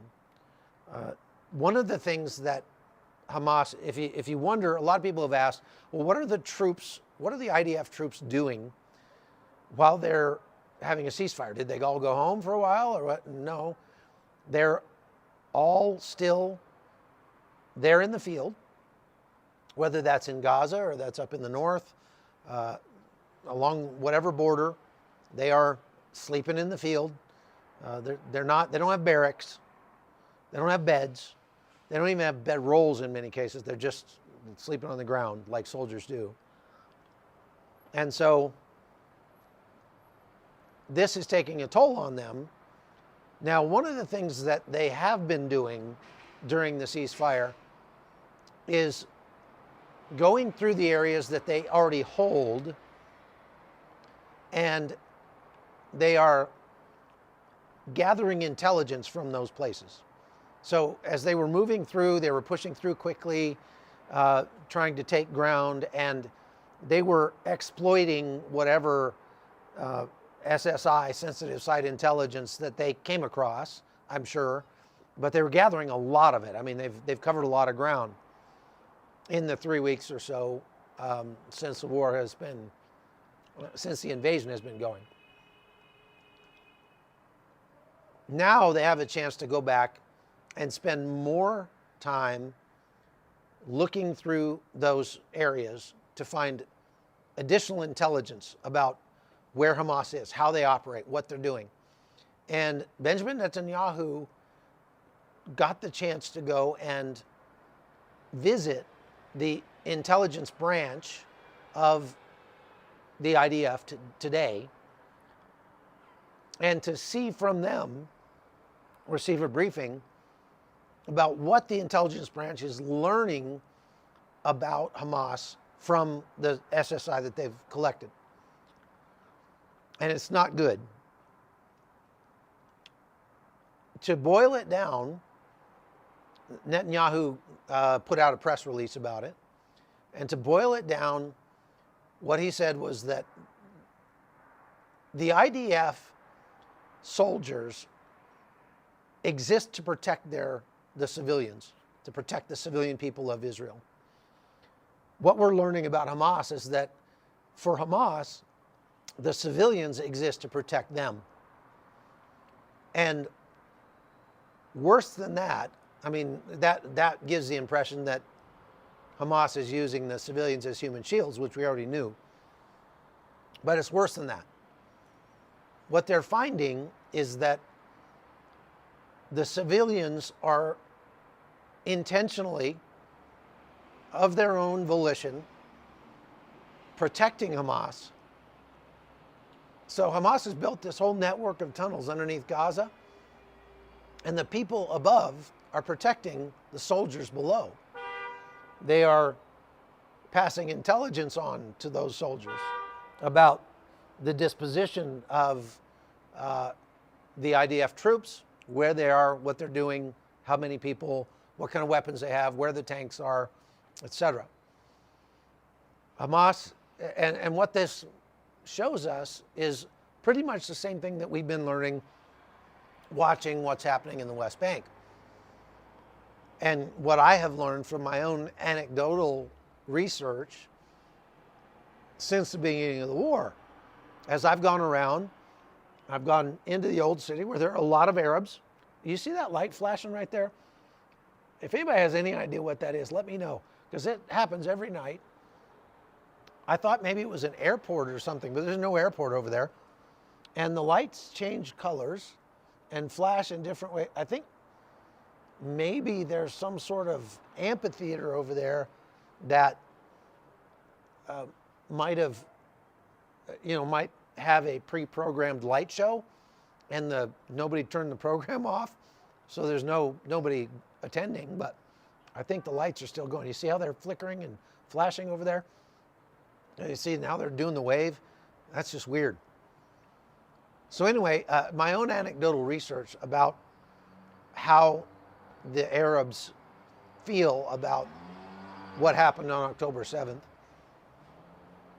has led me to the Old City, where I've talked to a lot of Arab traders. There are many, many merchants.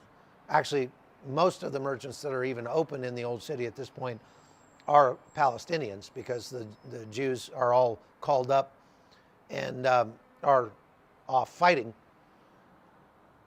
And I've talked to a bunch of them. They all speak English. They all want to sell me something, so they're happy to talk to me. I have yet to find one of those men who will say what happened to Israel on October 7th was egregious. As I said, I think yesterday, the closest they will come is to say what happened on October 7th was really bad for business for us. But they won't condemn it. I've gone to East Jerusalem. I've gone to the West Bank. I've talked to Arabs in both places. I've yet to find anybody who will even say that babies in Israel should not be beheaded.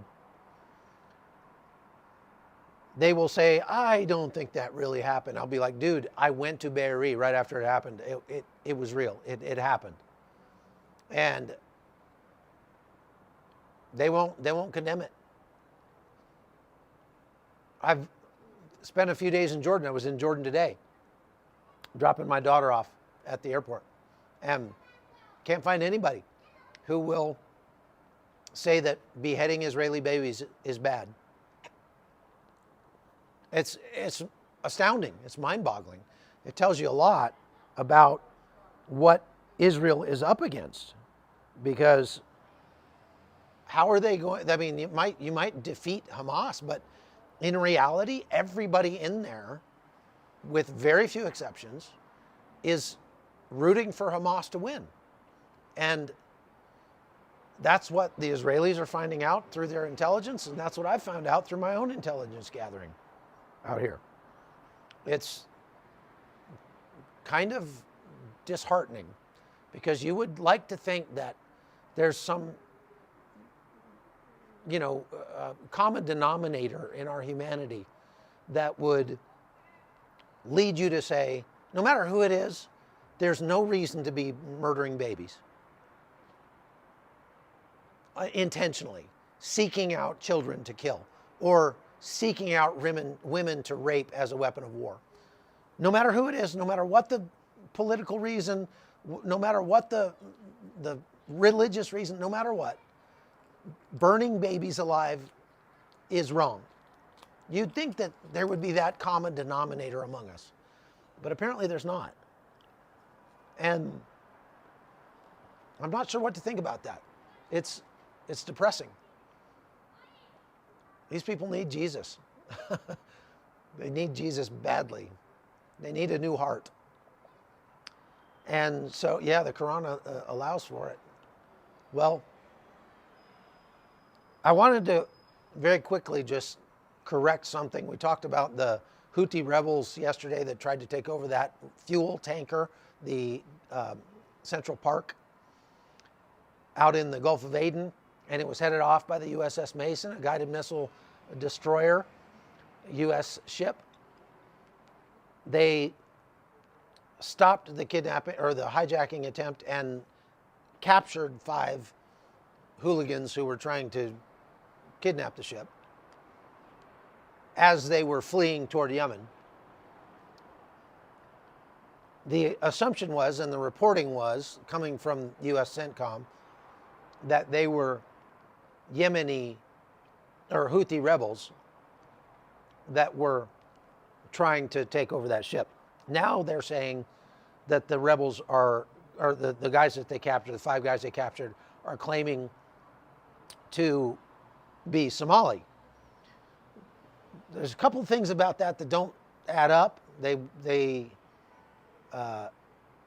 boat wouldn't have made it from Somalia, likely, maybe, but I don't know. They didn't flee back toward Somalia, they fled toward Yemen. And Yemeni forces knew, or the Houthi forces in Yemen knew that all of this was happening, because they started firing missiles at the USS Mason as it was heading off the ship. So I think there's more to that story that we don't know, but I wanted to at least give you that additional detail that we found. Now, let's go back to this intelligence. We've got more people online now, so I wanted to just recap very quickly. It looks like there have been some violations to the ceasefire tonight on the part of Hamas. There were some IEDs directed at IDF troops in Gaza, and even some gunfire accompanying those IEDs. IDF troops responded with gunfire, so there has been some fighting inside Gaza tonight. They also turned over 12 more prisoners, 10 Israelis and 2 foreigners. And Hamas is making noises like they really want to. We're reasonable people.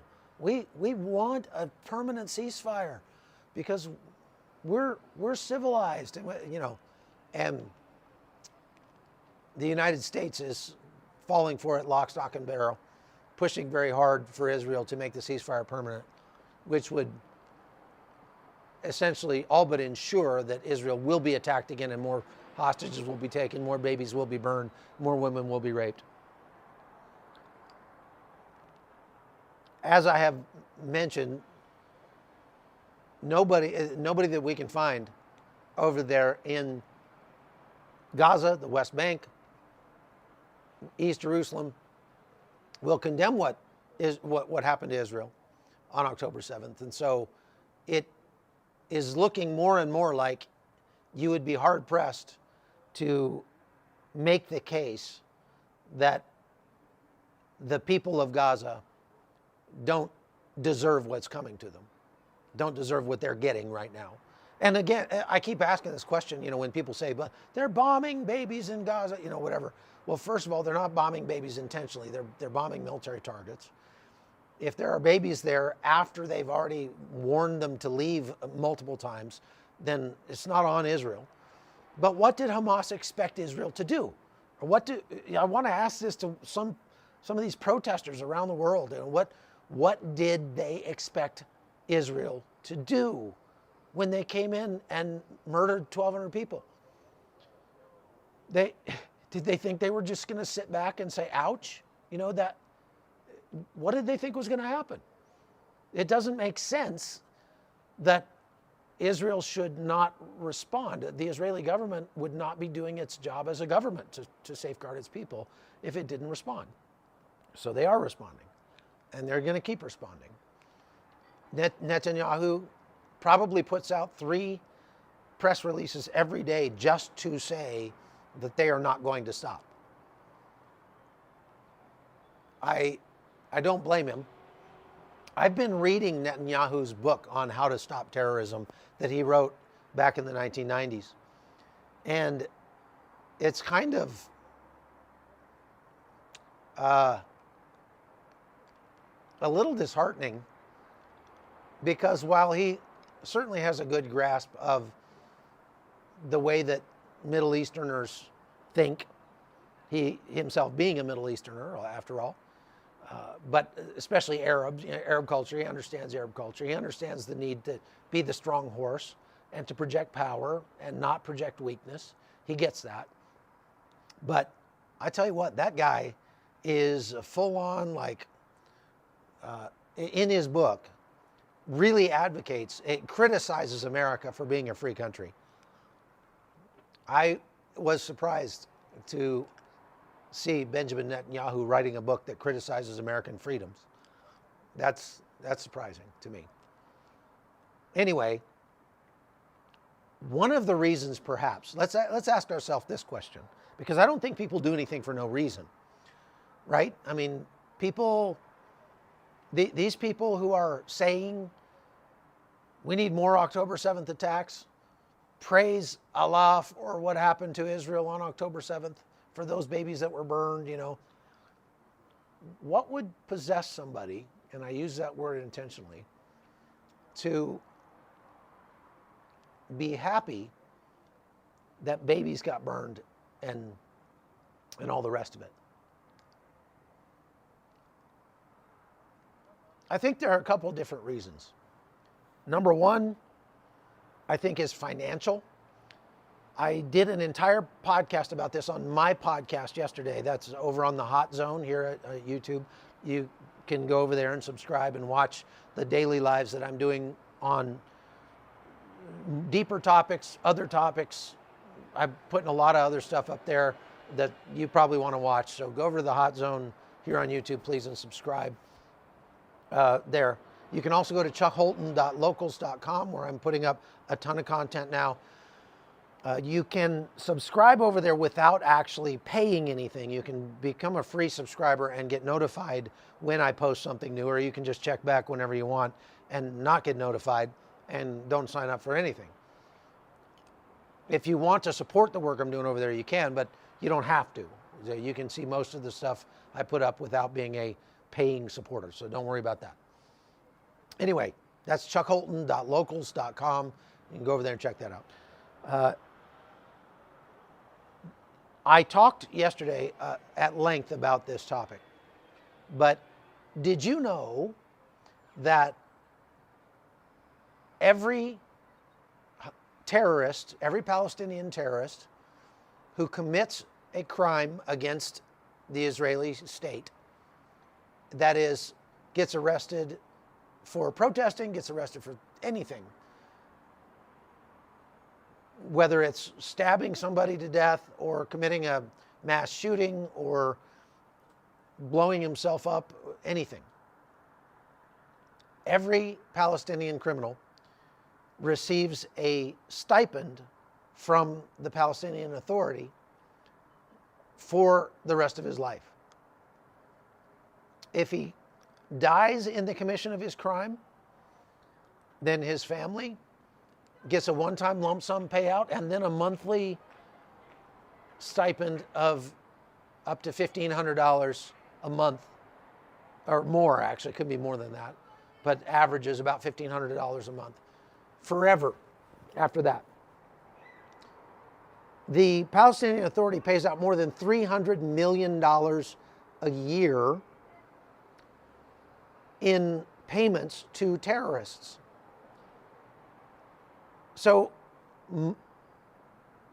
it's theoretically possible, because they have paid those stipends as well to terrorists from Hamas, not just to terrorists in the West Bank, where the Palestinian Authority governs, but they also pay that kind of stipend to Hamas terrorists, and they have in the past now. Now, they may not be able to do that anymore for Hamas terrorists because there's so many of them. 1,500 Hamas terrorists died in the October 7th attacks. And yeah, it's the pay to slay program, as a lot of people call it that. 1,500 Hamas terrorists died in the October 7th attacks. And if the Palestinian Authority wants to stay true to their word, they've been doing this for decades, since the 1960s actually, they would have to pay out something like $3 million a month in stipends just to the families of those Hamas terrorists who were killed here in Israel for the October 7th attacks. Now, if that's not egregious enough, if that doesn't get your blood boiling, then this certainly will. You are paying for it. The Palestinian Authority receives more aid per capita than almost any country on earth.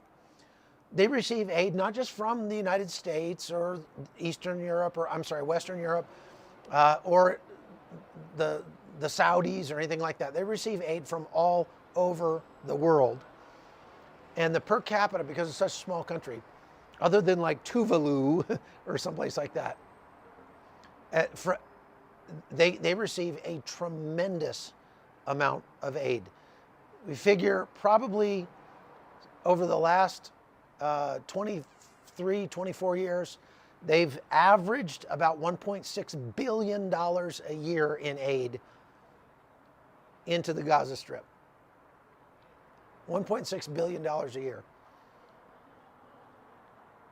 At least, so that comes out to almost $40 billion, 37 or something billion dollars since 1994. At least $8 billion of that was from the United States.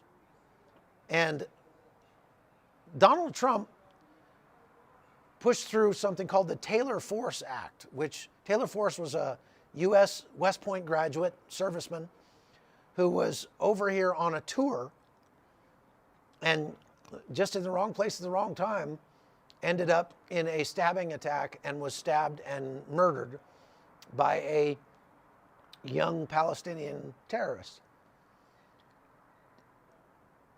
When the congressman found out that Taylor Force was likely, that the terrorist who murdered Taylor Force will likely get a pension for the rest of his life from the Palestinian Authority, funded by U.S. taxpayer dollars, they appropriately were horrified and revulsed. And the Trump administration pushed through the Taylor Force Act, which stopped those payments to the Palestinian Authority during the time that Trump was president. But true to his word during the campaign, Joe Biden turned those payments right back on the minute he got back into office. And so under the Biden administration, the United States has been giving something like $330 million a year to the Palestinian Authority. And the Palestinian Authority continued paying those payments to terrorists, even during the Trump administration, even at the cost of not paying government workers. They continued paying those salaries, those stipends to the heroes, that is the guys that had, the terrorists that had been arrested, and the martyrs who had been killed in the commission of their crimes. And at least some of that was funded by your tax dollars. How does it make you feel to think that your tax money very likely will be going to support the families of the 1,500 Hamas terrorists who committed those atrocities on October 7th? How does that make you feel? It doesn't make me feel very good about paying that giant tax bill I have to pay every year. It probably doesn't make you feel very good either. I read something today that said that the Palestinian Authority is currently paying out something like $15 million a month in payments to terrorists. Even while they're in prison, they continue receiving not only the stipend their family gets, but the Palestinian Authority also contributes to a fund at the prison that allows them to buy candies and food and cigarettes and whatever they want while they're in prison. And again, the fact that the United States helps pay for that just blows my mind. Blows my mind.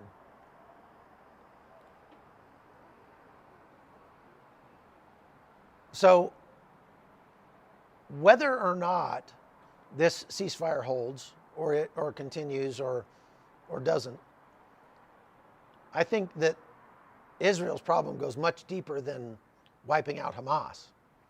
Much deeper. It has I keep looking over there at the eastern Jerusalem, just thinking about all of the graffiti over there that says Hamas, that they're writing Hamas, Hamas, Hamas all over the walls over there. And it's just a mile from where I'm standing right over there. It's just kind of mind-boggling to me. Israel has a much bigger problem than just a bunch of terrorists in Gaza. And this is not going to be over anytime soon. This problem is going to continue, right, for a long time to come. All right, I wanted to answer a few questions. So if you have questions, now is the time to answer them. I think Dan or Crutchfield or somebody might be on and able to perhaps send me some of the questions that people are asking. But if you have, I should make a report about the Hamas graffiti in Jerusalem. That's a really good idea. I'll probably go over there and video that. That'd be a good idea. I should do that. I got a couple things that I put up on my my podcast or my locals page that you might want to see. A very interesting map that I found yesterday from 1946, I think, that shows this whole region, and there's no Palestine in there anywhere. Question, in your professional opinion, Chuck, do you think what happened on October 7th could happen in the United States, i.e. an EMP, then home-to-home kind of attack? I think it not on the scale that it happened in Israel, meaning, for it to be the same scale to happen in the United States, it would have to be, they'd have to kill 50,000 people. I don't think you're going to see that kind of terror attack, at least that kind of attack, kill 50,000 people in the United States. I think that a massive multi-cell terror attack like we saw on October 7th, or like we saw maybe in Mumbai, you know, that kind of terror attack is a foregone conclusion. It's going to happen. It's just a matter of when. And we should all plan to be prepared for that. Somebody asked if I jumped into Panama. Yes, I did jump into Panama, Ty. I jumped into Rio Hato on H-hour, and that was December 20th, the morning of December 20th, 1989. Long time ago, when I was much younger and skinnier and faster and maybe not as smart. How will the IDF handle fighting in southern Gaza with all the people there, as obviously they are helping Hamas or protecting them? Well, that's a very, very good question. And the answer is not easily. It's going to be very, very difficult, if not impossible. I just don't see how you move 2 million people around and say, if you know, like, we got to clear out this area, so you go over there, then we're going to clear out that area, so you come over here. I don't see how you do that. Let's just say that the more difficult part of this fight is still ahead, okay? Not behind them. They're not even a quarter of the way done with this war yet. This is going to be here for a while. Do I think this is the beginning of the Psalms 83 war? I am not an expert on biblical prophecy, and so I hesitate to comment on it. U.S. southern border still wide open. Yes, it is. Absolutely. I do a lot of reporting on immigration, a lot, and because I live in Panama. So you can go find a ton of my reporting on immigration on my podcast anytime you want. Let's see. Net status of the ceasefire.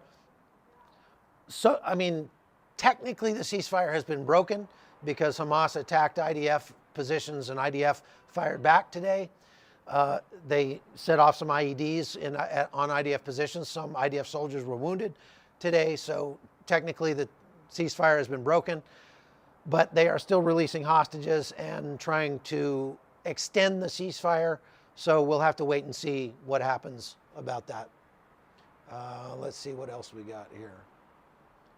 In these times, it must be some degree a privilege to have a gun. Here in the Netherlands, it's forbidden to have one. I'm very sorry about that, Gordon. And I don't know how I could live in a place where I wouldn't be allowed to protect myself or even defend myself. That's one thing that kills me about much of Europe. You're prohibited from actually defending yourself with anything. If somebody attacks you and you fight back and kill the attacker, you go to jail. You are literally prohibited from protecting yourself. You're supposed to just lay there and take it, I guess. That's unbelievable to me. Do you know anything about the 11 medical people that might have been taken hostage in Gaza while they were taking out the last 200 patients at El Shifa Hospital? I don't know anything about that. I haven't heard anything about that at all. 3,171 people watching and only 605 thumbs up. What's wrong with you people? Go hit that thumbs up button, please. I don't know what that does, but that's great. I'm very happy when we have lots of thumbs ups. Let's see, how many total hostages do we now expect? You didn't quite finish that sentence. Deester D. How many are out there? Well, like 170 something left, I guess. We've had 75 of them released, maybe a little more than that, maybe 87 now. as of tonight, but I don't know. Here he cometh, here he cometh. Smash that like button. Dude, oh, we're up to 900 likes, just like that. All I had to do was mention it, and everybody went and hit the like button. Thank you very much. Do you know of any miracles or encounters from God the IDF have had during combat? Yes, I've heard of some. You can go watch my friend Haim Mailspin. Master Sergeant Haim Mailspin. He'll tell you all about miracles that are happening in the combat zone. He is blogging every day from the combat zone. Go look him up here on YouTube, Haim Mailspin. We got over 1,000 likes, yay. Okay, let's see here. Did Herschel get released? His left arm was shot off. I do not think so. And I haven't seen the list from today, so it's possible he was released today, but so far it's only been women and children. Okay, lead and lime work well together, plus pigs are awesome. In Europe, we don't have a culture of guns. Most of us would not know how to use one anyway. Well, you can get trained on how to use a gun, but I hear you. I know in Europe, but some places in Europe, you can have non-lethal firearms, and I would at least have one of those, which shoot like PVC, like paintballs, and those things will ruin somebody's weekend for sure. I've been shot with those before, and they're no fun, but they won't kill somebody, and they're legal in like Germany and Austria. I did a whole like 12 country tour of Europe when I was working for the National Rifle Association, finding out about how people can and cannot protect themselves in Europe. Very, very interesting stuff. Do you think Israelis had their guns, this would have happened? It would not have been near as bad if Israelis were allowed to have guns, but and they used to be, but they basically took them all away. Israel has a problem with allowing everybody to have guns because they wouldn't be able to not allow Arabs to have guns. That wouldn't fly. So if they open up the gun laws, they let everybody have a gun, and the Arabs would be like, woohoo, and it'd be on. It'd be crazy. Although I'm told the Arabs have plenty of illegal guns anyway. But I know Israelis can own guns, but not very many Israelis do because they make it very difficult to get one. And after reading Netanyahu's book, he apparently is very, very against the Second Amendment, which kind of disgusts me. Let's see. Oh, Jeffrey says hitting the white thumbs up button just below the video helps YouTube know that people want this to be viewed more, so hit the thumbs up button. That does help us. We need to impose a penalty for violating the ceasefire agreement. Yeah, that would be smart. That'd be great. We'll see what they do. Question. They talk a lot about Hamas and Hezbollah terrorist groups. Is there any more that are possibly secretly fighting? Yes, there are lots and there are like 21 different terror groups that are either in or around Israel. There's the Qassam brigades. There's the Shiite-led militias. The what do they call those? The provisional mobilization units in Iraq. There's these criminal gangs down in Gaza that took some hostages themselves. So, yes, there are many. Thank you for hitting the thumbs up button.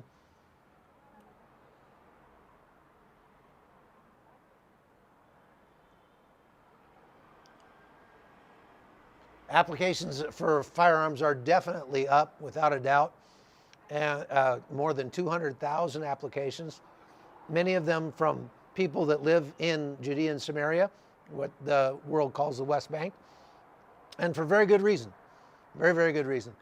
As far as I know, the 11-month-old baby and its 3 siblings are not in the group that was released today. I have not heard that they are. I wonder if they even know where they are. I wonder if they're even still alive. It's hard to say. There is a movement. This is another thing I saw today. There's a movement on social media among the Palestinians not to release those 4 little children, to keep holding them as a punishment to Israel. Can you believe that? Are you for or against a 2-state solution? Well, it doesn't really matter if I'm for or against it. The problem is the Palestinians are against it. The Jews have offered it 7 times, and every time it's been rejected by the Palestinians. So the U.S. government keeps pushing for a 2-state solution. That's why they're really, really mad that there are 500,000 Jews living in Judea and Samaria, because it's going to be very, very hard to move 500,000 people out of there if they ever do get them to agree on a 2-state solution. But suffice it to say that the Palestinians are 100% against it.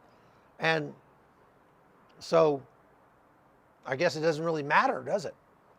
Because that's kind of a non-starter. I mean, if one of the parties is 100% against it and doesn't want it, then the only thing that they will settle for is everything. They want Israel gone, and they want to own it all, from the river to the sea, right? Any word on the kidnapped doctors and medical personnel? Somebody else asked that. No, I don't know anything about that, sorry. I will look into it. Yeah, they do not know where all the hostages are. Please reflect on the Hamas leader TV address today from Lebanon. Okay, I'll do that. I'll go watch it.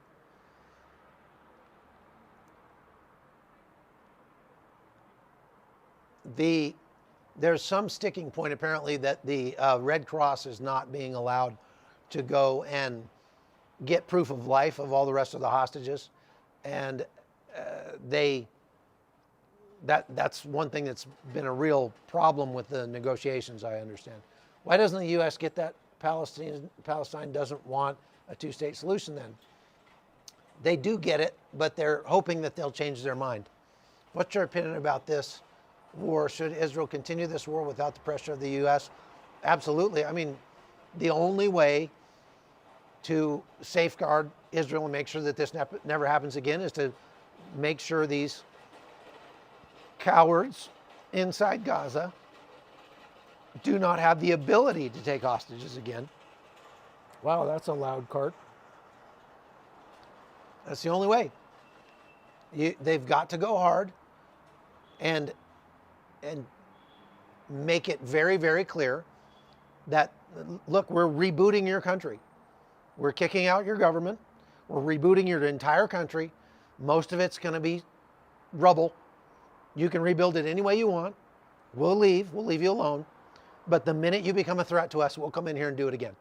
That has to be that's the only real, in my opinion, the only real way that they fix this. Do you know any news on the hostages that were returned home? Other than the fact that I've heard some stories about, like, one of the little girls who thought that she had been taken captive for a year because she didn't see the sun for 47 days. And she won't stop whispering because she wasn't allowed to talk out loud for 47 days. That I've heard some of those kind of things. The stories that are coming out of these hostages are just heartbreaking. They're just so heartbreaking. Crazy. Okay. Chuck, new follower. Thank you, Ronnie. Glad you're here. Okay. Well, I've got some more work to do tonight, so I better get going. But let's pray, and we will be back again tomorrow. Again, please go subscribe to my Hot Zone channel, The Hot Zone with Chuck Holton here on YouTube, or go to chuckholton.locals.com, and you can either subscribe or become a supporter over there if you like. I'm putting up a documentary because I just did a podcast on my channel today about Ukraine and whether or not the war is about to end in Ukraine. And I'm going to put up a copy of my documentary on chuckholton.locals.com about Russian atrocities in Ukraine if you want to go take a look at that. So thank you for watching and listening and sharing and hitting that like button for us. Let's pray. Lord Jesus, it is so frustrating to just understand that there are so many people so filled with hate, and that they rejoice when babies get burned alive and women get raped to death because they're Israeli. Lord, we know you love these people. We know you love the people in Gaza.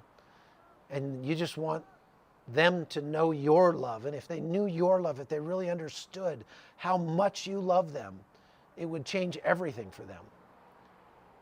So I pray that you'd help us to be your hands and feet and show your love to the people we meet in such a way that they want that love. They want what we have. I pray, Lord, that you would open the people's eyes that are so blinded by their hate. I pray that you would send your Holy Spirit to convict them of their sin and have them cry out to you, and that you would redeem them, Lord, and cause an absolute, just not a revival, a vival, because these people need to see and hear from you, Father. And if they can't get that from us, I pray that you'd appear to them in dreams and visions. Whatever it takes, Father. Your will be done here. Make us your instruments. In Jesus' name, amen. All right. Thank you very much for being a part of this, and we will see you again tomorrow. God bless you.